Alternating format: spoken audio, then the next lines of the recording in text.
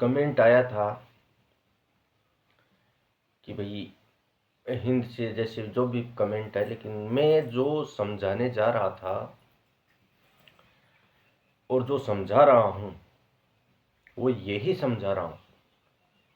पहले मनुष्य जहां असुविधाएं होती थी, जैसे अनाज की, पानी की, खाने पीने की, समझ लीजिए अनाज बोल दिया हूं, तो और भी अनेकों कई सुविधाएं होती हैं जो वहां नहीं मिलती थी, तो वहां से वो पलायन कर जाते थे।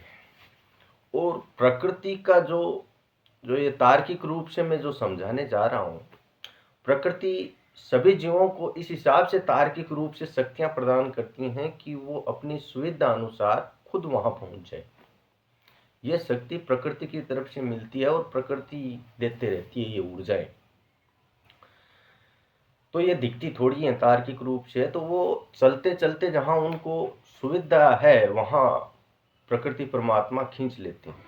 तो ये आने जाने की बात तो छोड़ दीजिए, अभी आपको वर्तमान में कौन चला रहा है? क्या सही में आप प्रकृति के अधीन है और प्रकृति के हिसाब से और अपने शरीर की प्रकृति के हिसाब से क्या चल रहे हो? नहीं ना। लालच में हम किसी और के चंगुल में फंस चुके हैं। यही मैं समझाने जा रहा हूं। विषय ये नहीं है कि हम वहां से क्यों आए, यहां से क्यों आए।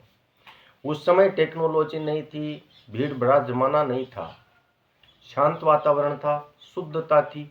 इसलिए प्रकृति का ही सात्विक ऊर्जाएं और अच्छे लोग हैं तो उनको उस हिसाब से मिल जाती थी और वो वहां पहुंच जाते थे ऑटोमेटिक, जहां वहां सुविधाएं उपलब्ध हो। उनको कोई फोन से थोड़ी बताएगा कि वहां आके आप हो जाओ। ये शक्तियां हैं, मानव शरीर में अनेकों शक्तियां हैं, लेकिन नहीं समझ पाते हैं।